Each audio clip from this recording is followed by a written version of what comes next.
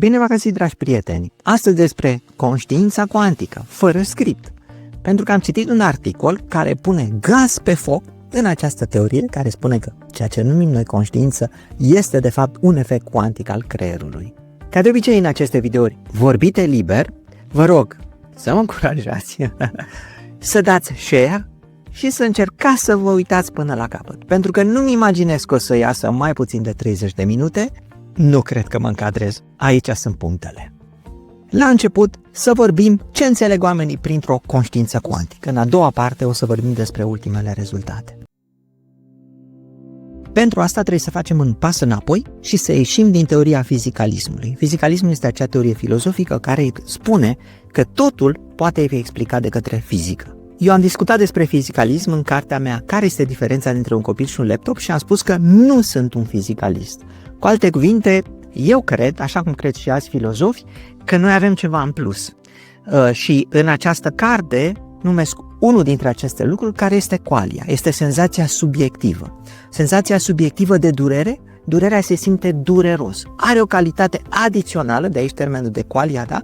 O calitate adițională decât a atomilor din care suntem noi construiți. Pentru că niciunde în legile fizicii nu scrie că atomii simt durere. Cu toate astea, această colecție de atomi care este trupul meu și creierul meu simte această durere. Deci, cu alte cuvinte, eu ca persoană am ceva în plus față de atomii din care eu sunt compus.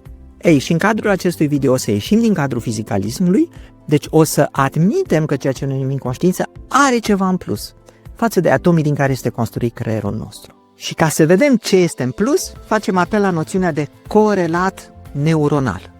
Ce înseamnă asta? E clar că nu toți atomii din trupul nostru participă la conștiință, da? Unii atomi își fac treaba fără ca noi să fim conștienți. Noi nu știm ce se întâmplă în celula asta sau în celula asta sau în celula asta. Procesele de care suntem noi conștienți se găsesc în creier. Și cum nu toți neuronii participă la procesele conștiente, numim acei neuroni care participă la procesele conștiente un corelat neuronal al conștiinței. Nimeni nu știe care este corelatul neuronal al conștiinței și nu trebuie să ne imaginăm că întotdeauna sunt aceiași neuroni. Se poate ca acest corelat neuronal al conștiinței să schimbe poziția în spațiu și în timp, adică la un moment dat anumiți neuroni să participe la procesele conștiente, apoi alții și așa mai departe. Ipoteza care se face în cadrul conștiinței cuantice este că acest corelat neuronal are o caracteristică cuantică. El este un corelat cuantic neuronal. Ei, și atunci trebuie să explicăm ce înțelegem prin cuantic. Și o să fac acum o mică diversiune cât se poate de repede ca să vă zic elementele esențiale ale cuanticii. Primul lucru, noțiunea de superpoziție cuantică. Ăsta este un obiect clasic. E ceasul cu care, spun eu când înregistrarea este bună. Acest obiect clasic se poate găsi doar într-o poziție. El este fie aici, fie aici. În lumea particulelor elementare știm însă că electronii, de exemplu, au capacitatea de a fi într-o superpoziție cuantică, adică ei sunt atât aici cât și aici. Deci dacă acest ceas s-ar manifesta cuantic, el ar putea fi pus într-o stare cuantică în care este simultan atât aici cât și aici. Și această stare de superpoziție cuantică o numim cuantică. Deci de acum încolo, când spunem cuvântul cuantic, trebuie să ne imaginăm întotdeauna superpoziție cuantică. Acolo este ceva care este în două feluri, în două locuri, simultan în același timp. Ceea ce clasic nu s-ar fi putut întâmpla. Ei, și în mecanica cuantică, în fizica cuantică, da, comportarea acestui obiect cuantic, care este într-o stare de superpoziție cuantică, se face folosind unde de probabilitate sau funcții de undă. Ele ne spun care este probabilitatea să găsim acest obiect într-un loc sau celălalt, dacă el este într-o superpoziție cuantică. Pentru că aici intervine un al doilea principiu al mecanicii cuantice, care este foarte important pentru discuția de astăzi, care este colapsul cuantic. Dacă acest ceas este pus în superpoziție cuantică, da, și eu mă uit și vreau să văd unde este, unda aceea de probabilitate va colapsa, da, într-o situație în care ea descrie doar ceasul într-o singură poziție. Deci eu niciodată nu voi putea vedea cu ochii mei ceasul ăsta într-o poziție atât aici, cât și aici, cât și aici, într-o poziție de superpoziție cuantică.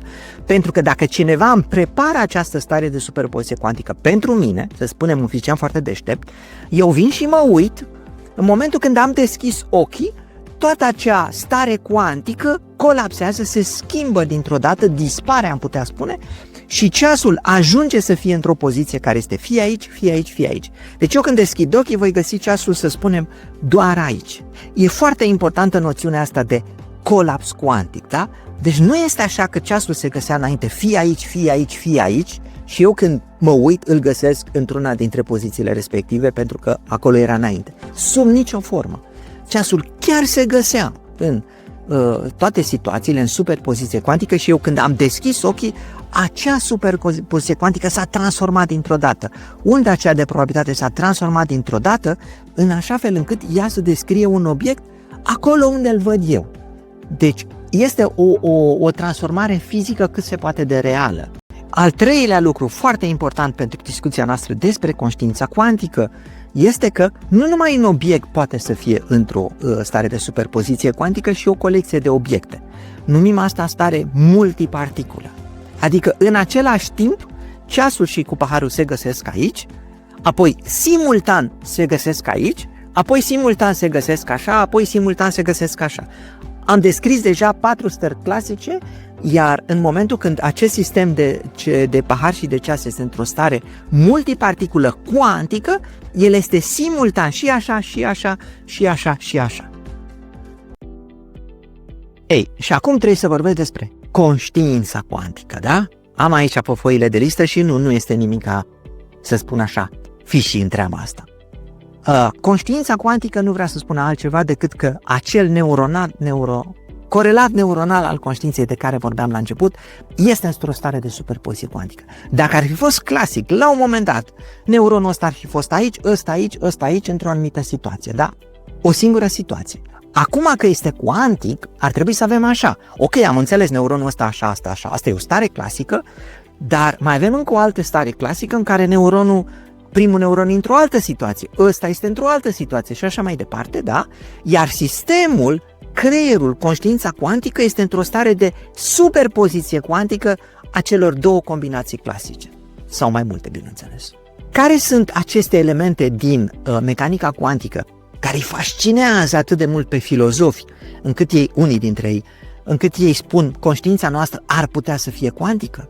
Pentru că ceea ce îi fascinează în esență este o portiță către acele ingrediente extra de care avem nevoie, să punem în această materie, să căpătăm senzațiile subiective și chiar liberul arbitru. Ei, și am aici elementele. Primul, subiectivismul. Este clar că ceea ce simțim noi, simțim doar noi. Cineva nu știe cu adevărat ceea ce simțim noi. Cineva poate să își imagineze cum este în situația noastră prin intermediul neuronilor oglindă.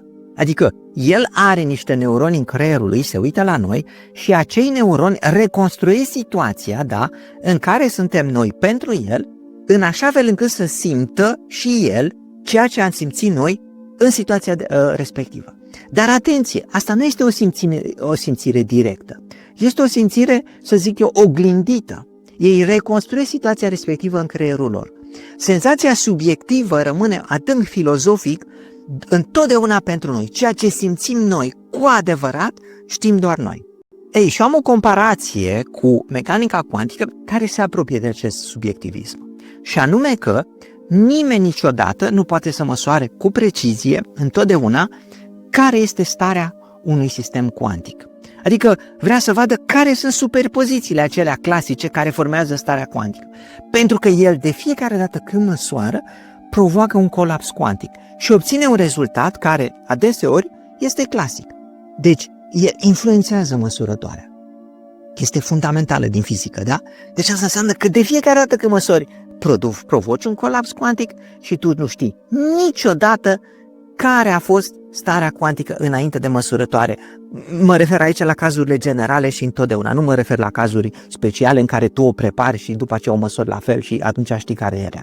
Ori, Asta mi se pare foarte asemănător cu starea de subiectivism. Adică, dacă această conștiință are o natură cuantică, da, doar noi putem să știm cum se simte lucrul respectiv. Nimeni din afară, oricât ar măsura, pentru că ar provoca colapsul cuantic. Al doilea lucru, importanța colapsului cuantic. Pentru că se știe deja de la începuturile mecanicii cuantice, și au fost fizicieni care au cochetat cu ideea asta, că ceea ce este responsabilă de colapsul cuantic este de fapt conștiința. Ei spun așa: dacă avem în față un sistem cuantic într-o stare de superpoziție cuantică și îl măsurăm, el va colapsa. Dar cine este responsabil de acel colaps? Este aparatul de măsură? Este ochiul care se uită la rezultatul aparatului de măsură? Sau în ultimă instanță conștiința? Și ei cochetează cu ideea că de fapt conștiința este cea care dictează în final colapsul cuantic. Asta se vede cel mai bine în pisica lui Schrödinger, da? În care ne imaginăm că pisica este într-o cutie și ajunge prin intermediul unui mecanism într-o stare de superpoziție cuantică atât vie cât și moartă, pentru că acolo este un mecanism care declanșează radioactiv la un moment dat și acel mecanism declanșează moartea pisicii. Dar acel mecanism în sine este într-o stare de superpoziție cuantică. Și atunci sistemul evoluează, da, în interiorul cutiei, într-o stare în care mecanismul s-a declanșat și atunci pisica este moartă, și într-o stare în care mecanismul nu s-a declanșat și atunci pisica este vie. Deci în interiorul cutiei pisica este în același timp într-o stare vie și moartă. Și mai departe, da, dacă un robot, în această teorie, încă o dată, a conștiinței cuantice, da, dacă un robot deschide acea cutie, sistemul va fi în continuare în superpoziție cuantică. Deci vom avea un robot care găsește o pisică moartă într-o superpoziție cuantică cu un robot care găsește o pisică vie. Și acest sistem va colapsa în final abia atunci când ochiul și conștiința, de fapt, nu atât ochiul, cât conștiința unei persoane se uită la situația respectivă. Și atunci sistemul colapsează. Adică vom avea fie o pisică moartă cu un robot care vede o pisică moartă și cu o persoană care vede o pisică moartă și un robot care se uită la pisică moartă, fie cealaltă situație. Ei, și vă spuneam că fizicieni celebri, Schrödinger, Wigner, au cochetat cu ideea asta.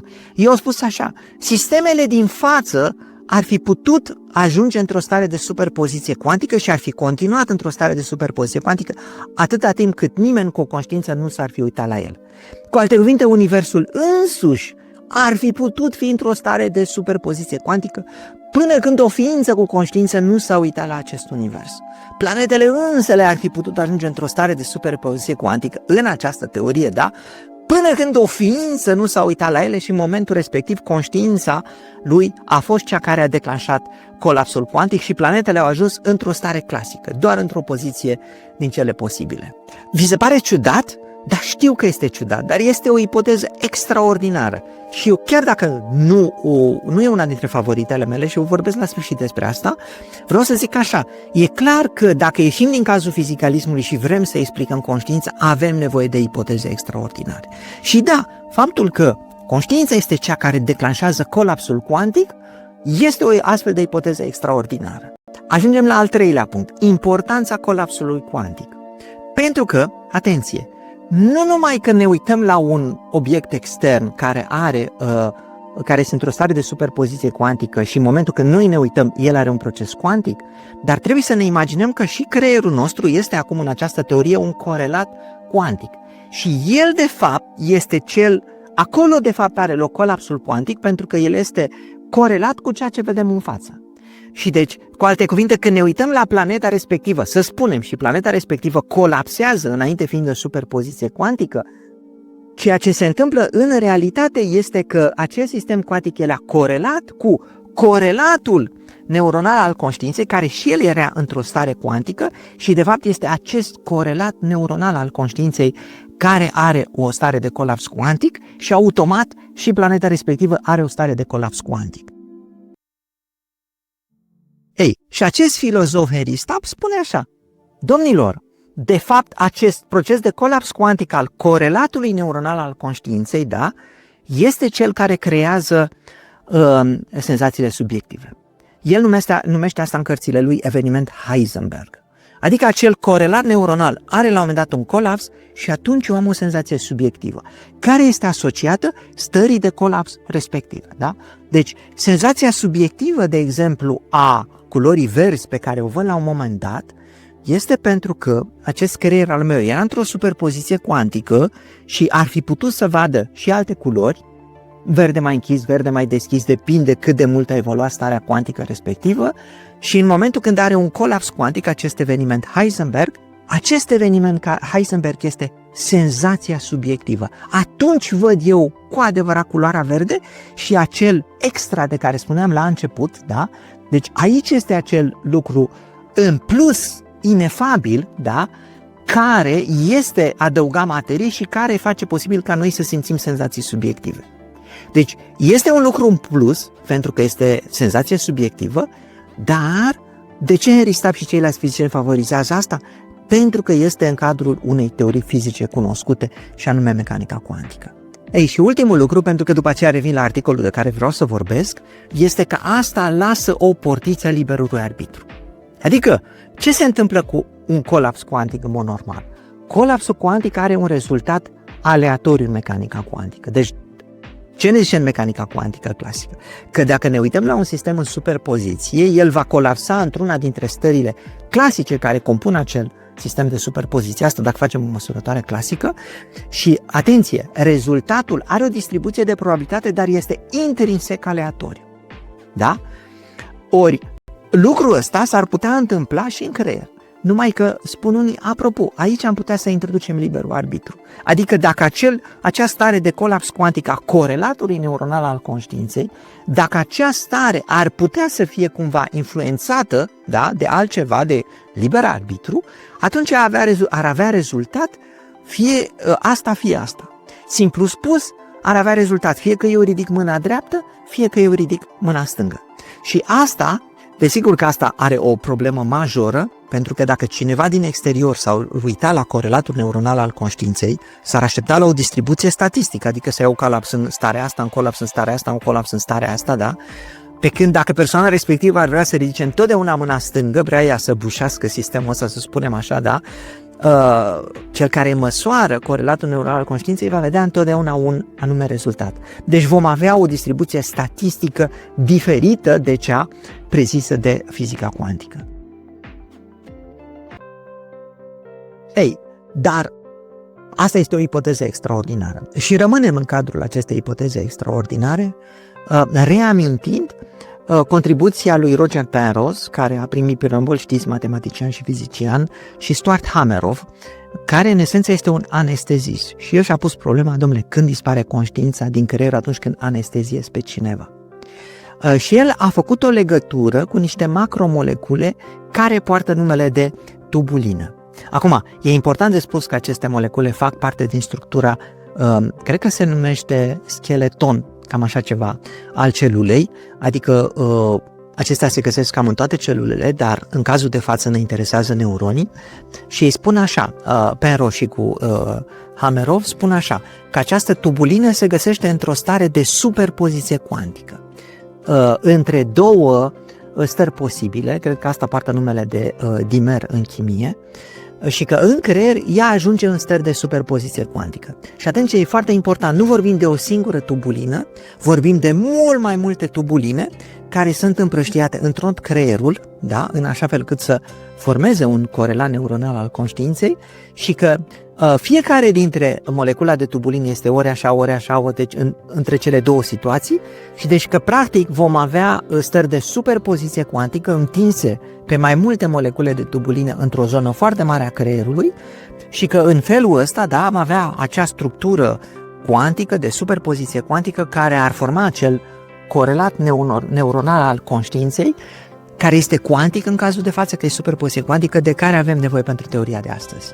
Încă de la apariția ei, această teorie a lui Roger Penrose a avut un atac puternic din partea fizicienilor, unul dintre ei este Max Tegmark, care a arătat că starea de superpoziție a tubulinei nu ar putea să reziste în cadrul unui creier cald și umed, cum se spune, da, așa cum este creierul nostru. Noi știm că aceste stări de superpoziție cuantică sunt foarte fragile. Cu cât obiectele devin mai mari, cu atât starea cuantică devine mai fragilă. Ea rezistă din ce în ce mai puțin interacțiunii cu mediul ambient. Da? Asta poartă numele de decoerență. Din cauza asta, de exemplu, calculatoarele cuantice care creează qubits, ele trebuie să răcească tot sistemul la temperaturi foarte, foarte joase, în așa fel încât să scadă această interacțiune cu mediul ambient. Eu arăt în cartea Fizica povestită aceste argumente care sunt împotriva lui Roger Penrose, aceste argumente de fizică și care în esență sunt foarte puternice. Macromolecula asta este destul de mare și e greu de imaginat, cunoscând fizica cunoscută, că ea într-adevăr ar putea să reziste interacțiunilor și să nu ajungă într-o stare clasică datorită colapsului provocat de către mediul ambient. Dar acum, lucrând la acest video, mi-am dat seama cât de mult am putut să greșesc. Pentru că aceste argumente de tipul fizică, împotriva faptului că această tubulină ar putea să fie într-o stare de superpoziție cuantică, se bazează pe ipoteza fizicienilor și a mea și a multora, credința lor, ca să spun așa, că această stare de colaps cuantic poate fi dată de către mediul ambient. Dar atenție, asta are o problemă fundamentală. Noi, de fapt, acum suntem în cadrul teoriei conștiinței cuantice, unde, vă aduceți aminte, colapsul este dat numai și numai de către conștiință. Cu alte cuvinte, în această teorie, tubulina respectivă poate să ajungă foarte bine într-o stare de superpoziție cuantică, pentru că cea care dă colapsul la final nu poate fi decât conștiința cuantică. Nu știu dacă vă dați seama de acest argument, dar mie mi se pare atât de puternic, abia acum l-am realizat, da?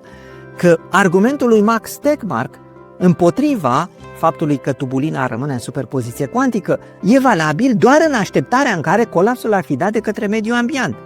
Dar dacă într-adevăr ăștia cu conștiința cuantică au dreptate și doar conștiința, doar ea este cea care poate colapsa sistemul, atunci este natural, da? Interacțiunile cu mediul ambient, da?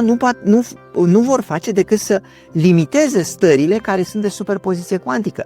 Dar în final, tubulina în această teorie ar putea să ajungă într-o stare de superpoziție cuantică. Și alegerea în final, colapsul cuantic să fie provocat doar de către conștiința cuantică. Și am ajuns acum la articolul care dă boost, pune gaz pe foc acestei teorii a conștiinței cuantice. Și ce spune acest articol? Mai întâi pe scurt și după aia explic puțin mai larg. Pe scurt spune așa: domnule, tubulina asta este o proteină. Ea conține aminoacizi. Și nu e foarte mare, are vreo 4 nanometri așa, vreo 8 nanometri așa. În interiorul ei se găsește un aminoacid special, triptofan. E special pentru că are caracteristici fosforescente. Și în cazul de față e și mai special și să vedem de ce. Ei bine, în structurile pe care le formează tubulinile adunate împreună, da, s-au găsit zeci de mii de aminoacizi triptofan care împreună formează o stare de superpoziție cuantică multiparticulă. Atenție, vorbim de zeci de mii de astfel de molecule triptofan care împreună formează o stare de superpoziție cuantică și o stare care se întinde pe o dimensiune destul de mare. Vorbim de aproximativ 100 de nanometri. Ei, și să explicăm ce am vrut să spunem pornind de la această poză, da? În stânga sus vedem tubulina, care e conținută din două părți, da? Cred că îi spune dimer în limba engleză. O parte alfa, o parte beta. Una e colorată cu roșu, alta cu albastru. Și împreună cele două părți formează molecula de tubulină, care nu e foarte mare, am zis, are 4 nanometri așa, vreo 8 nanometri așa.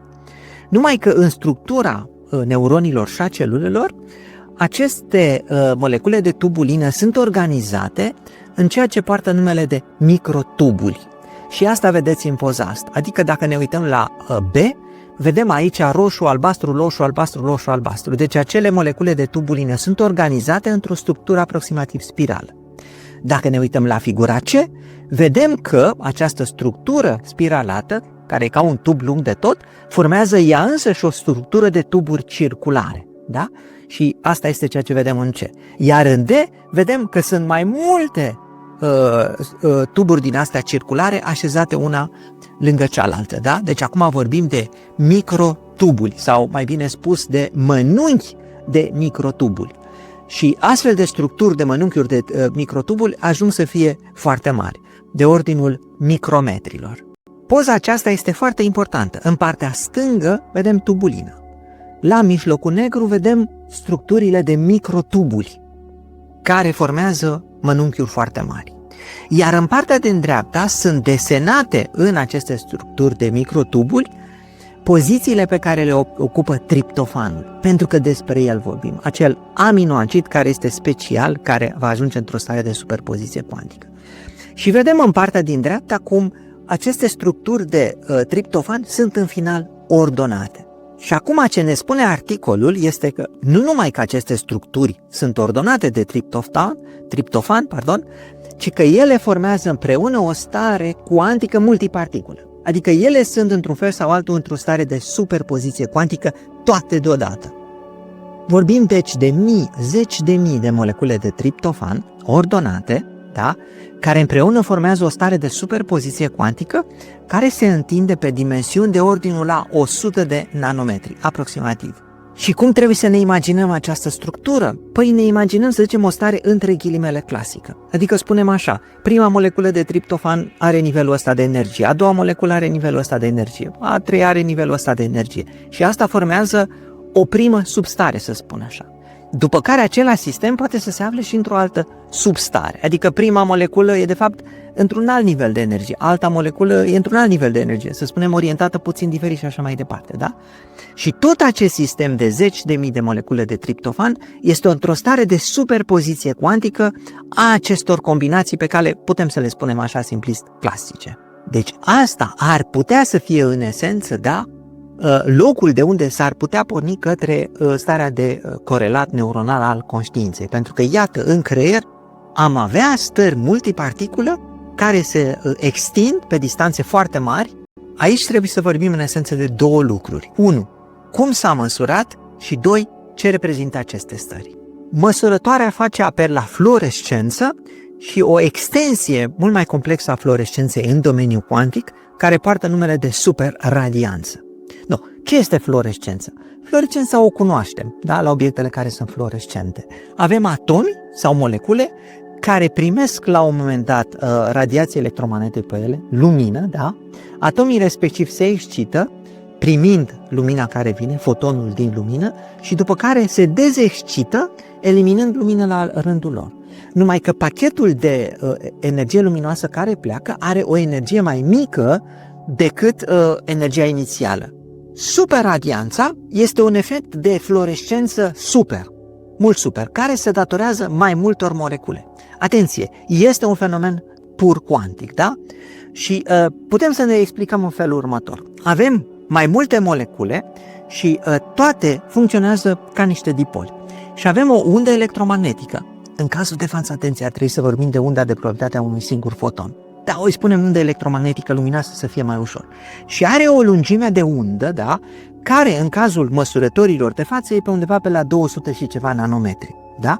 Asta înseamnă că într-o zonă mai mică de 200 de nanometri, câmpul electric este aproximativ același pentru toate moleculele. Și asta face ca toți dipolii respectivi să oscileze sincronic în acel câmp electric. Dacă ne gândim clasic încă o dată.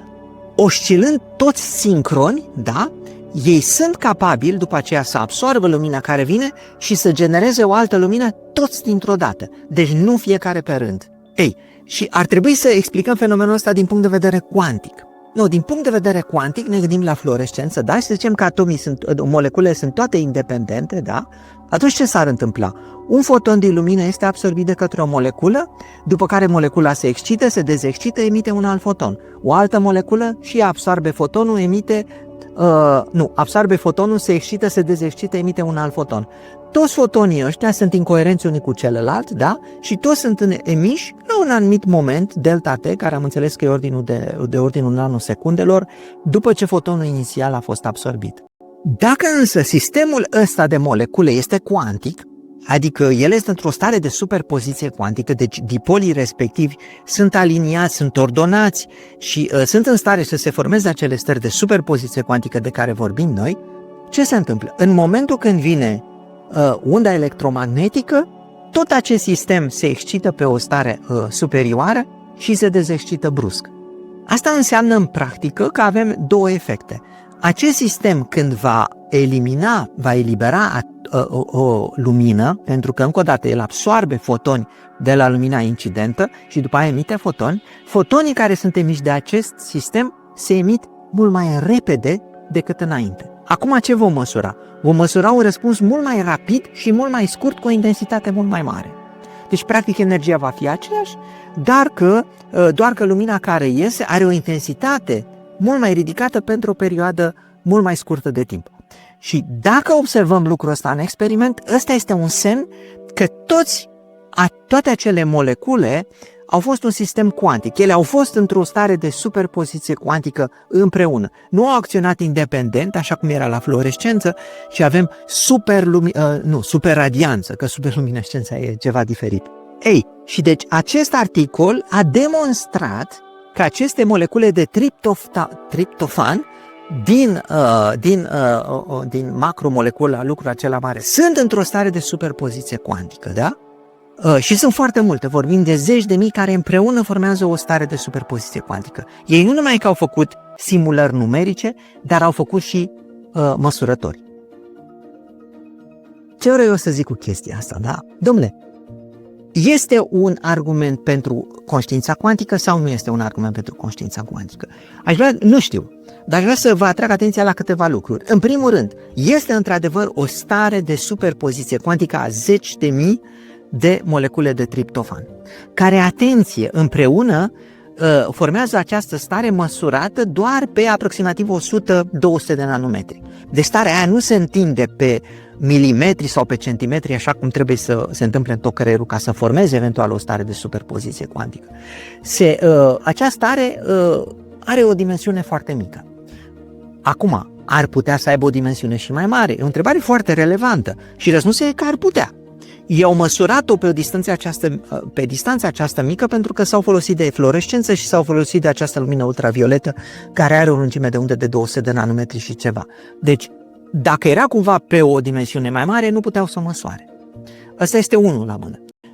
Doi la mână, da, este surprinzător că se întâmplă lucrul ăsta sau nu. Pentru că vedem că este o stare, da, la temperatura camerei, cu foarte multe molecule, zeci de mii de molecule. Din punctul meu de vedere, nu este surprinzător în primă instanță. Stau și m-am gândit de ce nu m-am gândit la treaba asta înainte, nu știu. Dar de ce nu este surprinzător? Pentru că, dacă ne uităm la structură, triptofanul ăsta în interior chiar formează o structură regulată. Așa cum se întâmplă în materiale solide. Unde în materiale solide știm că la temperatura camerei putem să avem aceste stări de superpoziție cuantică pe dimensiuni mai mari, da? Nu vorbim uriașe, că atunci ar trebui să le avem în supraconductori, dar pe dimensiuni mai mari putem să le avem pentru că atomii sunt foarte ordonați. Este un sistem, da, așa cum este solid state matter, da, de molecule ordonate în esență.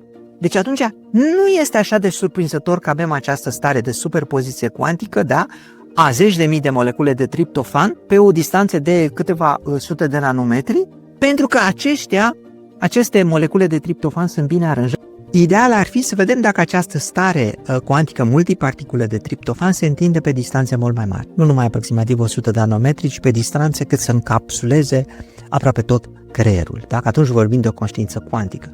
Numai că starea cuantică este foarte, foarte fragilă. Deci vorbim nu numai de molecule de triptofan 10.000 care sunt în interiorul unui astfel de mănunchi de microtubul care este destul de ordonat. Dar eu îmi imaginez că avem mai multe mănunchiuri de microtubul și ei încep să fie dezoordonați unii față de celălalți. Da? Deci îmi imaginez că e foarte greu ca starea cuantică să se extindă, da, de la un singur mănunchi de microtubuli la un alt mănunchi de microtubuli, la un alt mănunchi de microtubuli, la distanțe de milimetri sau centimetri mai departe. Pentru că toate aceste sisteme, da, interacționează cu mediul în care se află. Și atunci starea cuantică nu rezistă, avem efecte de decoerență. Așa ne-am așteptat. Pe de altă parte, mă uit și la ceas, mai am 4 minute, da? Știți care este problema cu acest argument? Că v-am zis-o mai înainte, da? Păi dacă suntem în teoria conștiinței cuantice, colapsul este produs doar de conștiință. Și atunci, în cadrul acestei conștiințe, Colapsul n-ar putea să fie produs de chestiile astea care sunt termice, interacțiunea cu mediul termic, gravitația sau orice altă teorie. Niciunul dintre lucrurile astea nu poate provoca colapsul. Deci în cadrul acestei teorii, da, într-adevăr, aceste structuri de triptofan ar putea să-și extindă coerența în tot creierul. Pentru că, încă o dată, colapsul nu este provocat de către mediul ambiant, ci este provocat de către însăși conștiință. Mă rog, personal nu cred, asta ce cred eu, da, nu cred că conștiința este cea care provoacă într-adevăr colapsul cuantic. Eu personal cred într-un mecanism fizic, obiectiv, da, care ar putea să fie în interiorul gravitației cuantice. Am putea să descoperim că atunci când o moleculă devine din ce în ce mai mare, da, ea într-adevăr provoacă colapsul cuantic și există astfel de teorii, sau mă rog, alte teorii care se numesc obiective, nu sunt subiective, da? Dar, mă rog, în sine, teoria asta este fascinantă și nu pot să închei decât atâta. E bine să știm despre lucrurile astea, da? Și cu asta am ajuns la sfârșit. Dacă nu v-ați abonat la acest canal, o puteți face apăsând pe acest buton de abonare. Le mulțumesc tuturor celor care contribuie pe Patreon.